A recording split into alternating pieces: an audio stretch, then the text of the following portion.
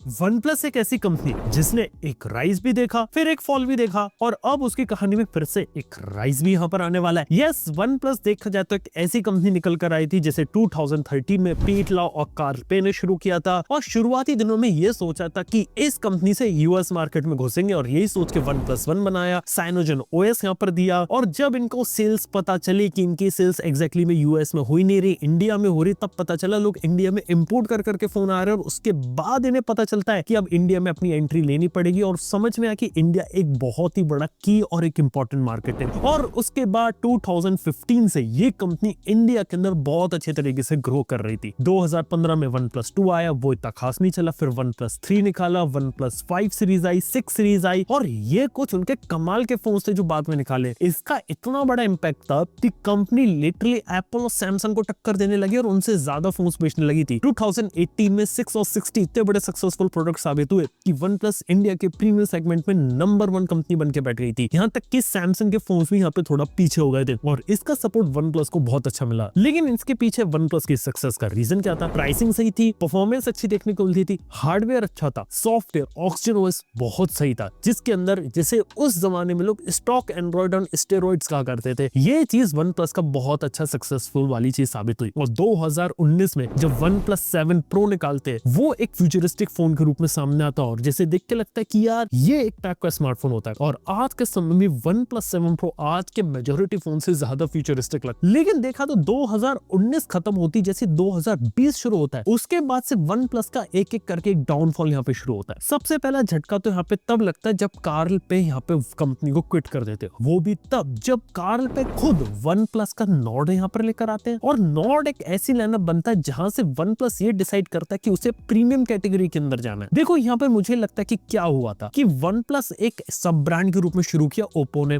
और धीरे धीरे उसे इंडिविजुअल आइडेंटिटी दे दी। लेकिन फिर बाद में क्या हुआ, जब बच्चा बाप से आगे निकलने लगे ना, तब बाप को लगता है कि यार मेरे अंडर और मेरी तरीके से काम कर। और उसके बाद मुझे लगता है कि यहाँ पे इनके बीच में कुछ हुआ, कार्ल पे को शायद खुल के काम करना होगा, वो कर नहीं पाए, इसलिए उन्होंने अलग होकर नथिंग खोल ली, और नथिंग में भी वो काफी अच्छा कर रहे हैं। और पर्सनली मेरे को ऐसा लगता है कि नथिंग प्रोडक्ट सही बना रही, काम कर रही है, और आगे अगर चलती रही ना, इंडिया में टॉप 10 में भी घुसेगी, वन प्लस को भी बहुत बड़ा टक्कर देने वाली। आने वाले 3-4 साल में ये चीज हो सकती है अगर वन प्लस ने अपनी सिचुएशन सुधारी नहीं तो। लेकिन अगर मैं वापस आऊं वन प्लस पे, तो नॉट सीरीज से तो पहले ये हुआ कि उनकी वैल्यू डाइल्यूट हो गई। जहां पहले वन प्लस को थोड़ा लोग प्रीमियम और एस्पिरेशनल समझते थे, अब वो बजट और प्रीमियम के बीच में घुस के रह गया नॉट से। हालांकि नॉट फोन भी उनके बिके हैं, और नॉट से उन्हें बहुत ज्यादा सक्सेस मिली in terms of sales volume, और जो लोग वन प्लस अफोर्ड नहीं कर पाते थे वो नॉट के पीछे आ गए। लेकिन इसके बाद जो सबसे बड़ा झटका मिलता है वो मिलता है जब ओप्पो के साथ मर्जर होता है, और ये चीज वन प्लस के ओरिजिनल फैंस को बिल्कुल पसंद नहीं है। वन प्लस को इंडिपेंडेंट रहने देते,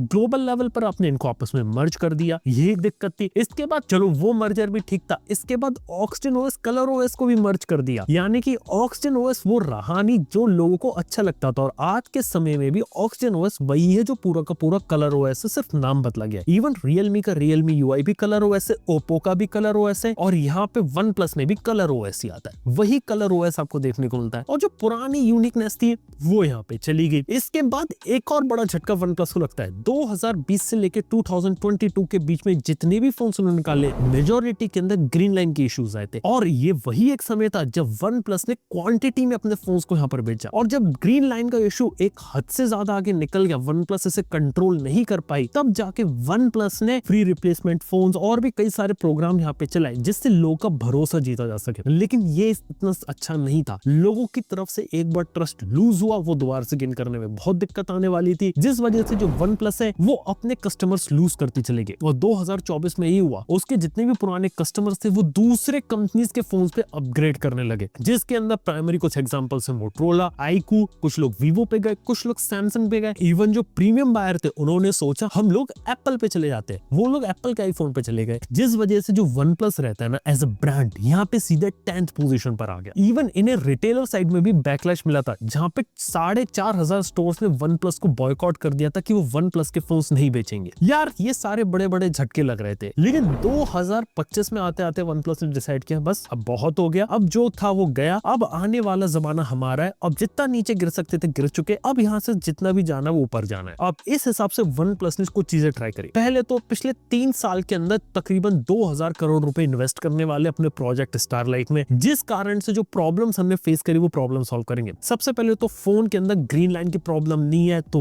वहां सॉल्व करेंगे, लाइफ टाइम वारंटी देंगे और प्रोडक्ट को भी ऐसा बनाएंगे और डिस्प्ले की भी टेस्टिंग ऐसी करेंगे कि ग्रीन लाइन का इश्यू आए नहीं। हालांकि बात की जाए तो वन प्लस इकलौती कंपनी नहीं थी जिसको ग्रीन लाइन का इश्यू आया था। यहाँ सैमसंग के फोन्स में आए, मोटरोला में आए, वीवो में भी आपको देखने को मिला है और देखा जाए तो इवन एप्पल के आईफोन 13 में भी लोगों को ग्रीन लाइन वाली प्रॉब्लम्स देखने को मिली है। यार बात बिल्कुल फैक्ट है, ये एक इंडस्ट्री वाइड एक्सपीरियंस था जो सबको देखने को मिला था, लेकिन इसमें देखा तो वन प्लस को हर्ट काफी ज्यादा हुआ। इसके साथ सबसे बड़ी चीज वन प्लस आज के समय में अपने आफ्टर सेल सर्विस एक्सपीरियंस को बेटर करेगी, एक्सक्लूसिव सर्विस सेंटर्स ओपन करेंगे, एक्सक्लूसिव स्टोर और जो टियर 2 टियर 3 सिटीज होती है वहां पे 50% ज्यादा सर्विस सेंटर लाएंगे ताकि अगर किसी भी शहर में वन प्लस का फोन कोई खरीद रहा उसे प्रॉपर और अच्छी सर्विस देखने को मिल सके। इसके साथ ही इंडिया फर्स्ट फीचर्स को भी इंप्लीमेंट करेंगे, यहाँ तक कि ये लोग 5.5G को ऑलरेडी अपने वन प्लस 13 के अंदर ले आए जियो के साथ पार्टनरशिप करके और वो फ्यूचरिस्टिक टेक्नोलॉजीज देंगे जिसके अंदर वो अच्छा काम यहाँ पे कर सकते हैं। इवन ये लोग अपना अलर्ट स्लाइडर डिच करके प्रॉपर एआई वाले जो बटन होता है वो भी यहाँ पे इंटीग्रेट करेंगे और एआई के फीचर पर भी काम करने वाले हैं। इसके साथ ही वन प्लस के बारे में एक बात बताऊं, ये कंपनी यहाँ पे काफी सारे फोन तो निकालेगी लेकिन इस बार प्रीमियम के ऊपर फोकस करेगी और एक और फोन जो इनका काफी ज्यादा हाइप बना सकता है वो है वन प्लस 13 जो 1 से 2 महीने के अंदर इंडिया के फोन मार्केट में आ सकता है और ये फोन बहुत ही जबरदस्त हो सकता है जिससे प्रीमियम वाली कैटेगरी के अंदर वन प्लस अपनी एक अलग जगह बनाए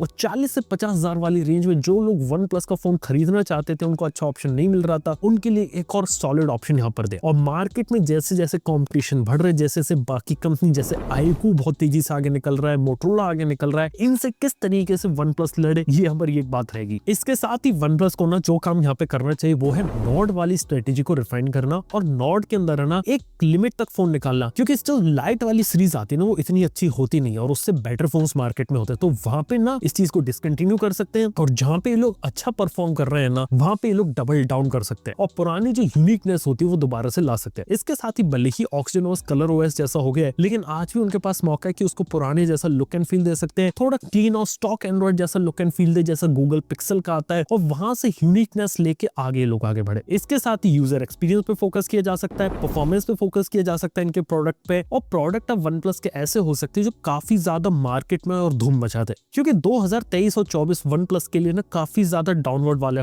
ट्रेंड था। इवन वन प्लस अपना ओपन लाई थी 2023 के अंदर, वो भी मार्केट में कुछ हद तक चला, कुछ हद तक हाइप इसने बिल्डअप करी थी, लेकिन वन प्लस ओपन 2 को उसने ओपनली कैंसिल कर दिया। अब वो लोग फोल्डेबल के ऊपर इतना ज्यादा नहीं ला रहे, ओप्पो यहाँ पे फोल्डेबल वगैरह लाएगा और मेरी नजर में ना फोल्डेबल के ऊपर कूदने की जरूरत नहीं थी। वो लोग है ना वन प्लस के अंदर जो करंट में जो फोन्स आ रहे हैं ना उन्हें यहाँ पे थोड़ा सा और बेटर करते रहे। इसके साथ ही वन प्लस देखा तो कई सारी चीजों में उसने एक्सपेंड किया था, कई सारे लोगों के लिए स्मार्ट वॉच लाए थे पर वो इतना खास नहीं करी, अपने ईयरफोन वगैरह लाए थे वो भी यहाँ पे ठीक ठाक यहाँ पे परफॉर्म करे। टीवी वाला जो बिजनेस रहता है, इनके टीवीज वाकई में अच्छे हुआ करते थे लेकिन उन्होंने टीवी वाली कैटेगरी खत्म कर दी। तो देखा तो वन प्लस की कहानी ऊपर नीचे रही, एक तरफ राइज देखा, एक तरफ फॉल देखा और अब देखा जाए ना तो वन प्लस पूरी तरीके से फेल नहीं हुआ है। वन प्लस में अभी भी दम है, अभी भी आगे बहुत अच्छा कर सकता है और शायद 13T से एक बड़ा कमबैक यहाँ पे हम लोग देख सकते हैं। इसके अलावा और भी फोन्स रहेंगे जब वन प्लस फोकस करेगा, ज्यादा से ज्यादा प्रीमियम निकालेगा, तो वो एक देखने वाली बात होगी। और ये भी देखने वाली बात होगी आगे चल के कभी ना कभी वन प्लस और नथिंग आपस में कभी ना कभी भिड़ेंगे और जब वन प्लस और नथिंग में जब टक्कर होगी ना वो देखने वाली बात हो कि यहाँ पे कौन आगे निकलता है, क्योंकि नथिंग में भी बहुत ज्यादा पोटेंशियल में देख रहा हूँ। 3A सीरीज में बहुत अच्छा पोटेंशियल था, CMF फोन 2 प्रो आ रहा है, तो वो देखने वाली बात है कि वहां पे क्या करते हैं। लेकिन बाय द वे